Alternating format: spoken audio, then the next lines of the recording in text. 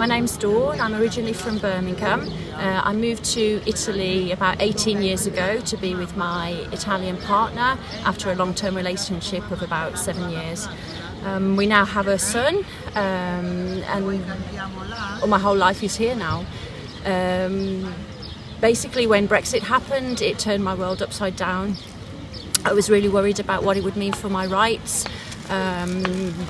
employment, residency, in particular access to healthcare. I have a chronic condition where I need to have a lot of testing, be monitored, and I just wouldn't be able to afford private healthcare.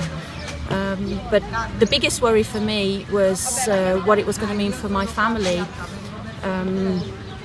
I have an Italian husband, I have an Italian son, and I didn't know whether we were going to be separated somehow. I decided to apply for Italian citizenship to protect my rights, and I have got that just in time for Brexit, so my basic rights are now protected. However, it's made me really very angry that I was put in that position, that I had to go through the expense and the hassle of doing that, and I also feel it's tinkered with my identity. It's something that I'd never wanted or needed to do, because as an EU citizen I had the same rights as everybody else here, and we don't have to collect citizenships in every EU country that we move to, precisely because of freedom of movement. The problem is that when I got married, that wasn't the deal, that I was going to necessarily live in Italy for the rest of my life. My husband and I both wanted to move to the UK at some point in the future, but now with him being Italian, how can we do that? He won't meet the immigration requirements of the United Kingdom for us to be able to move there as a family. To overcome this problem, for my son, I got British citizenship for him, but my husband, he's still Italian. So my fear is that one day my English parents, they may need me to move back to help them. They may get sick, and at that point I'm going to have to choose between my Italian husband here and my English family in England, and it's just so unfair, and that's absolutely devastated me. As regards my rights, I think that the UK government should really look into that, this family reunification problem a lot more.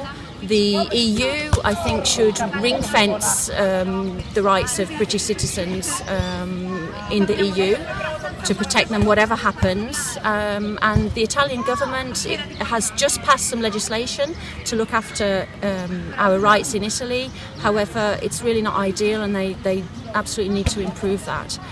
When it comes to democracy, all I can say really is that Italy allows its citizens to have the vote for life, whereas I, as a British citizen abroad, I lost it after 15 years, and I have no say now in votes in the UK that directly affect me and my future. Also, the referendum, the Leave campaign in the referendum was illegal. It was stated in law. It was also merely advisory, yet me and millions of others were having our rights torn away from us. This massive constitutional change is taking place on the basis of that, whereas I think that in Italy the laws on referendums would not have allowed such an outrage to happen. I'm Caroline Richards. I've lived in Italy for 15 years now. I grew up in Kent, but latterly, before I came to Italy, I actually lived in the Midlands for a few years. I left because I wanted to take advantage of freedom of movement, have an opportunity to change my career and my life. So I moved here 15 years ago and stayed ever since. So what are the cons of the consequences of Brexit on my life? Actually quite worrying, because I work as a management consultant for quite a large global consulting firm, and as part of my job I have to travel throughout Europe regularly, so probably once a week I'm travelling to another European country. The problem with Brexit is that I'll no longer have freedom of movement, and that's going to seriously impede what I can do. There's also, having spoken with the British consulate in Italy, there's also issues about visas potentially if I'm out of the country too long, so that's very worrying. Nobody quite knows what's going to happen there. What are the EU and Italy doing to guarantee my rights? Well, guarantee my rights, I think, is an interesting term, because at the end of the day I'm going to have less rights than I have now. As I've already said, I'm not going to have the opportunity to move freely across borders, although I have to say the Italian government is doing as much as it can, I think, based on what the UK government is doing for European citizens. But there's obviously a law going through the Italian Parliament at the moment, and we hope that that'll secure some of our rights, if not all of them. At an EU level, it would be great if they would actually recognise people like me who've lived in Europe and made our lives in Europe for many, many years, if they would actually recognise that fact and find a way to give us our European citizenship, because most of us are really, really disappointed that we're going to lose that. So with regard to the level of democracy, the differences between the UK and Italy, I have to say, in the past, in the UK, people have laughed at some of the political shenanigans that have gone on in Italy. I don't think we can laugh about that anymore. What's happened with the referendum, the way it was run, the fact that there ever was a referendum for such an important question, just couldn't happen in Italy, and I know that's something that Italians are quite shocked at. The fact that once the UK leaves the EU, I will no longer have a vote anywhere, neither in the UK or in Italy, I think also suggests that the UK isn't quite so democratic as perhaps the rest of the world has believed in the past. When the referendum result was announced almost 3 years ago, I was quite shocked at the time. Quite frankly, for me, it was a bit of a no-brainer. I didn't think the European Union was perfect, but I could see infinitely more benefits from staying in. And I've always had the hope that the result could eventually be reversed. So I've done what I can. I've got involved campaigning online, particularly I've been active on various Facebook groups. Actually also had a chapter published in this book, Let's Talk About Brexit by Peter Cook. My chapter is entitled 350 Reasons to Stop Brexit and Stay in the European Union. Last December, when there was a group of negotiators from British and Italy who represented the Italian government and came to seemingly an agreement to protect our rights, even in the case of a no-deal Brexit. However, I am concerned that often in Italy there is a difference between what the government decides and how it is actually interpreted and implemented at a local level. I would want to see a full guarantee of all our existing rights, obviously employment rights, access to healthcare, transferability of pension. These are very important issues. Both the UK and Italy are imperfect democracies. Until not long ago, my Italian friends were quite envious of the seeming stability of the British political system, with the first past the post system that seemed to bring about stable governments. However, I don't think that is I think that is probably no longer the case. The instability in the UK, which has been provoked by the Brexit crisis and the government not having a majority, has led me to feel even more than I have in the past that the UK maybe should move over to a system of proportional representation. Hi, I'm Zoe Adams-Green, and this is my 7-month son, Leonardo. We live in Rome with my Italian husband. I've lived in Rome for about 18 months, and before that I spent 12 years in Spain and 5 years in Germany. In the case of an orderly Brexit, then our rights are going to be dependent on what's been agreed in the withdrawal agreement between the United Kingdom and the European Union. But it's really unlikely that that's going to get through. So in that case, if it's a no-deal Brexit, our rights will be dependent on the nation states. Italy has shown every intent of letting everyone stay, but the decreto that was published last week is quite unclear in some cases, so we need clarification on those points. It's really unfair that any British citizen should lose out and have to leave their home as a result of Brexit.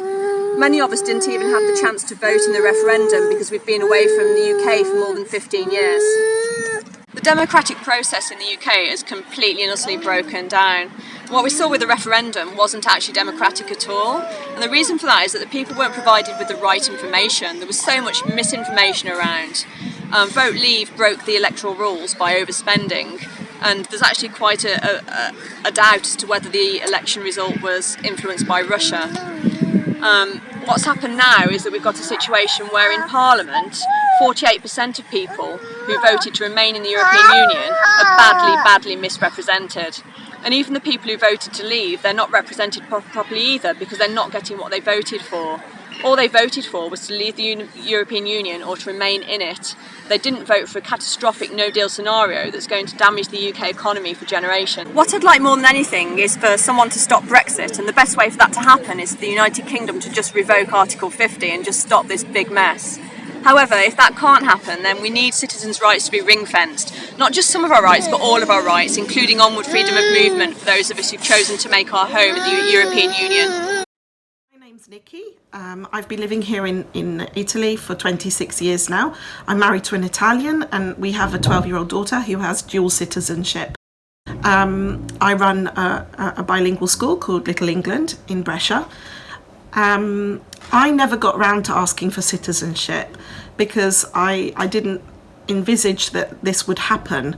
But in order for me to preserve my rights as a European citizen, I do now feel that I need to apply for it. I certainly won't have citizenship until after we leave the EU. So this means that I will have to register as a third-party citizen before the end of 2020. All of this process has meant that I'll probably be lucky to spend less than €700 on the whole thing. I've had to do all sorts of exams, get things translated. So it's meant an awful lot of time invested in doing all of these different things.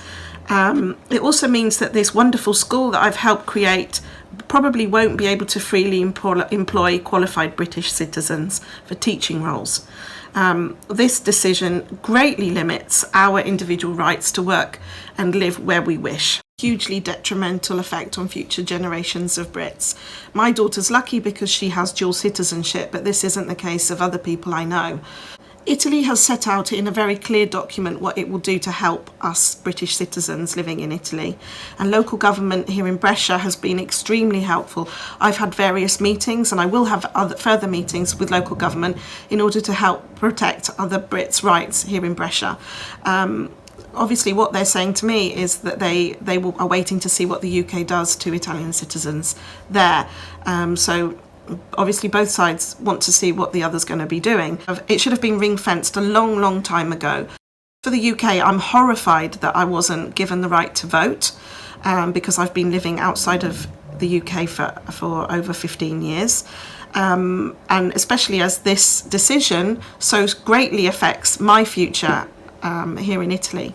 I feel totally and utterly unprotected and unsupported by my government. I think that Italy is on the whole less democratic than the UK, mainly because of the corruption that there has always been in Italian politics. And this is probably why I'm so disappointed in the UK, because I've always thought of it as being a democracy and fair and uncorrupted and, this kind of perfect government. This is probably why I've wanted to hang on to just keep my British citizenship for so long.